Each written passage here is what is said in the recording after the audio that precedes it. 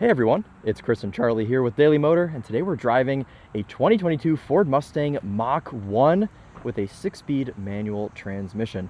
I've spent a little bit of time in a Mach 1, but it was an automatic, and I don't believe it had this performance pack on it with these Michelin Pilot Sport Cup 2 tires.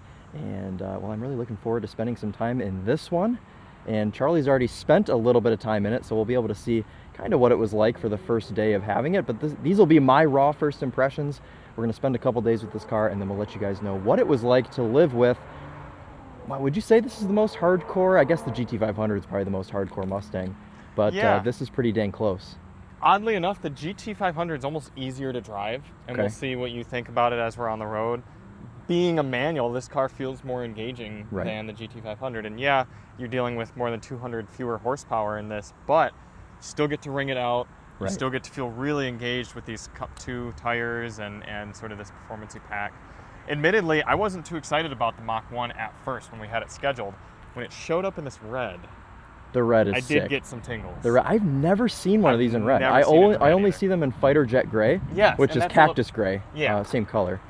And all the little Mach 1 bits, they kind of do it for me. I like the font. Yeah, really cool Recaros also.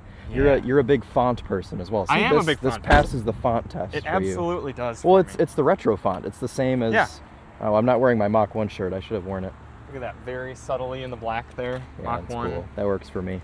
Keone doesn't like these. I guess I'm indifferent. I like that like it 'em. makes them different than just a normal GT Mustang. Yeah. I don't. This is obnoxious. This whole. Yeah, thing. this They is- could have done with just this one, I know. but then they've added another one on. My problem with the performance pack elements of the Mach 1 is I don't foresee many people buying the Mach 1 package in order to go fast on track. And here's what I mean.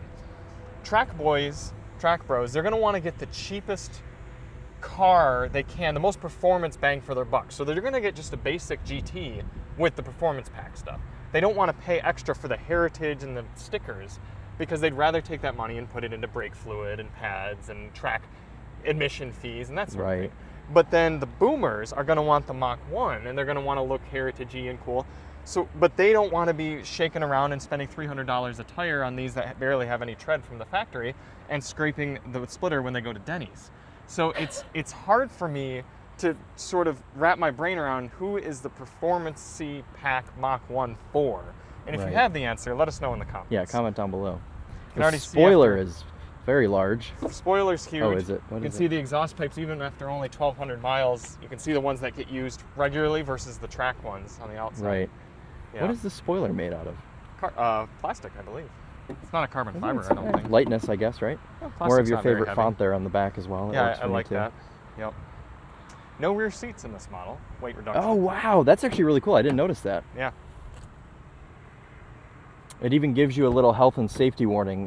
Don't put people back there Right. in the middle. Animals are okay, just not Yeah, people. animals are fine, just no humans. I have a mosquito bite on my knee. Oh That's no. unfortunate.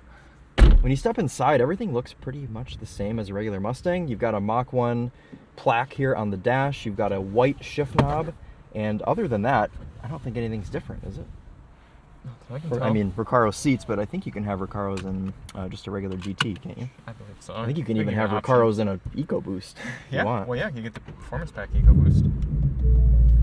So you've got a number of different modes here. Charlie's got his My mode set up for comfort, everything, and loud exhaust. And as we know, that is the journalist special, and it is the proper way to drive about in a car. 100%.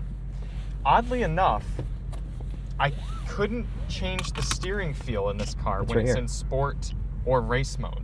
I don't Oh. understand why. Whenever the steering is in sport, it will not let you change the steering feel. And I don't understand why.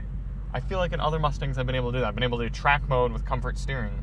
Can't make that happen in this car. It just says not I available. hate track steering in Mustangs. I know. It's terrible. Yeah. Yeah. But yet if you want track or sport mode even, you get sport steering. No option. A little air con here Thank you. so that your GoPro doesn't melt your forehead. Appreciate that, or so it doesn't just completely overheat. Yes. You notice how Sticky tires. the turn signals in Mustangs sound like a Doop, galloping doop, horse? Doop, doop, doop, doop. Yeah, for some reason they had to be off. Yeah, can you give me Charlie mode? Thank you. There you go. This is for track use only, Chris. Does it have rev matching? I don't know if it does. I don't think it does. I don't think normal GTs get Is rev it going to make matching. it over this? Yes. Really? Yeah. At an angle You're or fine. straight? Yep, yep, Oh, yep. God. I will say, though, you have to work to get a good heel toe in this car, but once you do, it's pretty satisfying. So I just worked on perfecting my heel toe the time that I had this car. Everyone's going to laugh at me when I try for the first time. Maybe I won't even try. It's a tough one to do because the gears are very wide. Oh, my goodness. Dude, I almost got hit in the parking structure last night by a D-Gen doing a similar thing. Degenerates are everywhere.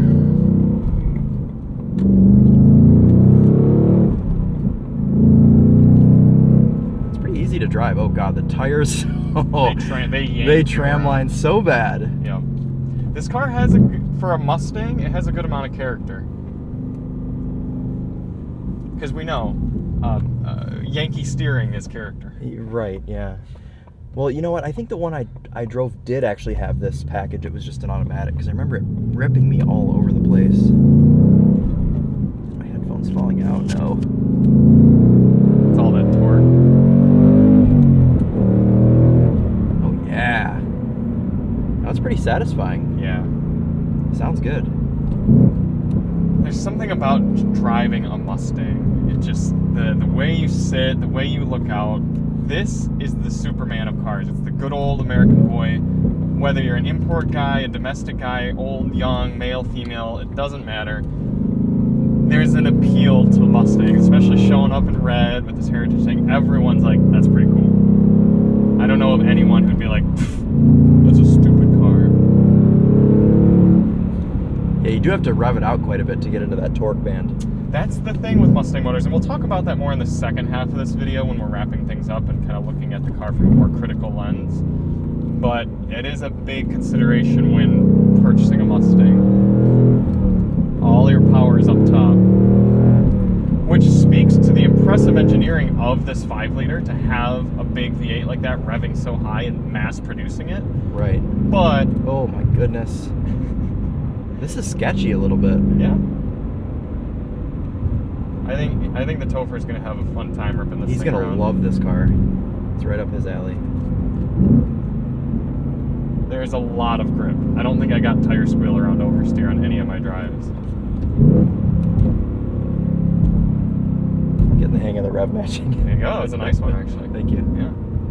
You gotta really blip it, and then sort of a soft release on the clutch. Yeah. Oh wow. Oh wow. Yep. Ton of grip. And when you come out of it, there's no squirm either because it just sits on these 315s. I will say the sensation of speed is not great because it's actually very quiet. Yeah, from a wind noise perspective. Yeah. So when you're doing nearly triple-digit speeds, it doesn't necessarily feel that you're going that fast. They're wide gears. It's a very stable car at speed. So it's kind of not like the Kona that we've been driving where doing 60 feels fast. This feels very boring at 60.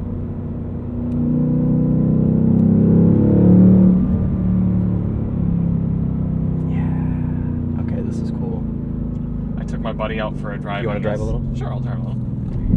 Took my buddy out for a drive in this, and he's not really into cars. He's not like a big car guy.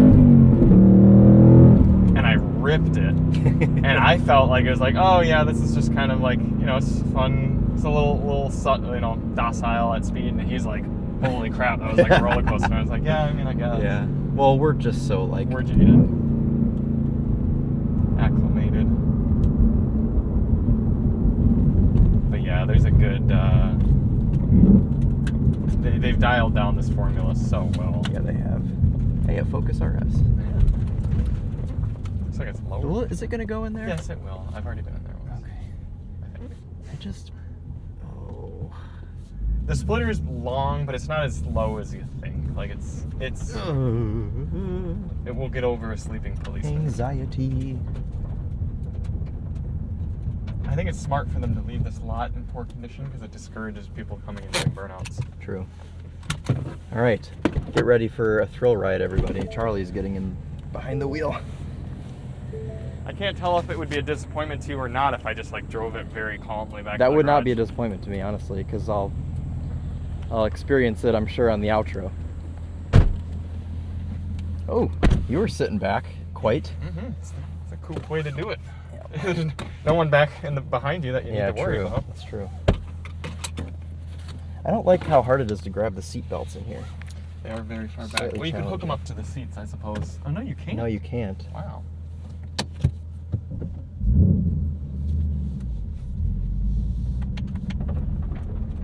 What have you?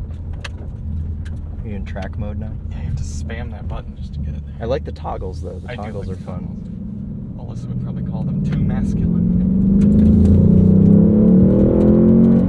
Of course, in track mode, you get a different gauge cluster. Yes. Sport mode, you get a different gauge cluster.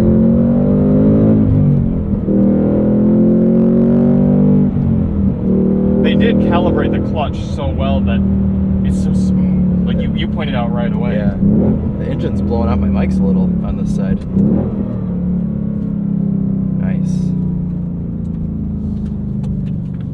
Remarkably, it is a car that rewards finesse.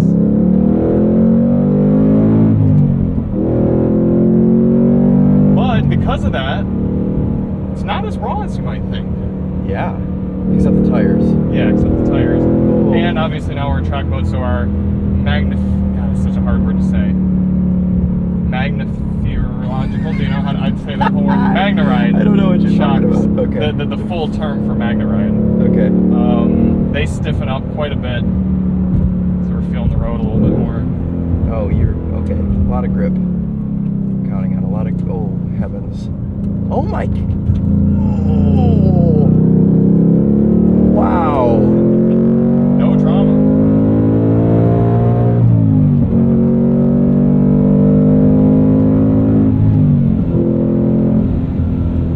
It's so smooth. Yeah. Oh, Chris is gonna love this. Maybe he won't because it's too good. Yeah, like that. You'd be like, oh, I'd rather have the 2.3. 10 speed automatic. I want it to hurt when I shift. Right? Yeah. Somebody scratched the dash over here. Somebody's hurt the Topher in the past, and he wants to feel pain. Yeah. Right. But yeah, when you have these big sticky tires, it's not a hooligan machine. You don't feel like you want to drift it because you have to put so much effort to slide it. It's hardly even worth it. And then every time you do slide it, you think of the dollar signs literally turning into smoke behind you. $600 worth of tires back there. Right.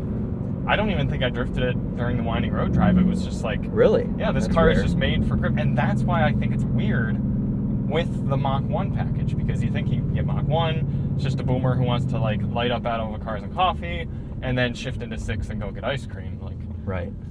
this car is... No, you have to. If you want to drift, you have to get a Kia EV6, rear-wheel drive. Yes. Yeah. It's a strange build, this one we're in, but I love it. I do like it. Yeah. What do you think of the shifter? I like it. You Feels like the cue ball? Yeah. Okay. It's very Hursty. Hurst. I like how the vacuum gauge just goes so quick. Yeah, that's pretty cool. Oh, that always makes me nervous. Yeah.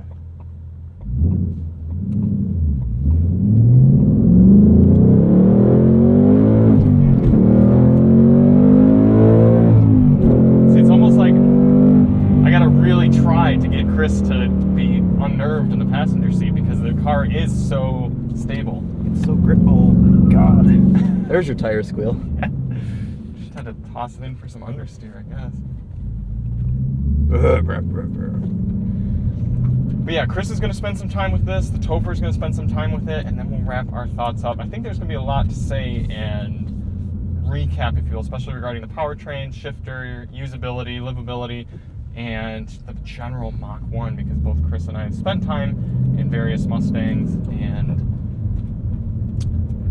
Yeah. let's tune in about 30 seconds to hear what we think. That's right. Say that again. Wait. I am so low in this. My little eyeballs just barely peek over the door in the rearview mirror. But I also did not adjust my seat yet. That's fair. We're about to perform the pie test, the Mustang Mach 1. If our peach pie will remain intact by the time we get to our destination. We should probably use track mode. It turns out we had so much fun with the Mustang Mach 1 that we entirely forgot to shoot a wrap. Well, no, we didn't because we're doing it now. Touche. We didn't forget. We just didn't do it in time before the car was taken from us. Yes. Yeah. But I liked the car. Yeah. I did. Yeah. I always enjoy, if you know me, I always enjoy special editions, if you will, of cars. And I like that Ford, no matter what generation of Mustang, they always have something, whether it's the GT350R, the Bullet, the Mach 1, whatever it may be. I appreciate that they give something extra that's kind of something different than just a trim level.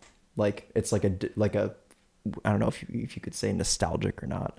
But I like the Mach 1 for what it stood for, and you can have it either as more of like a driver sort of daily thing without the track pack, or you can have it full PPL 2 or whatever that previous one was called, with the preposterous front splitter and crazy wide tires that tramline like we had.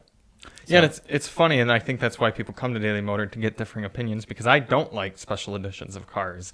I'm the type of person, why would I spend more for something that's giving me the same functionality? But I'm not a very visually enticed sort of person. Exactly. I like simply the functionality. That's why we work so well together. Yeah, no, it really does, because I would just get a base 5.0 Mustang, Yeah. and I would put my aftermarket track bits on it if I wanted to use it for the track, and I would save a bunch of money.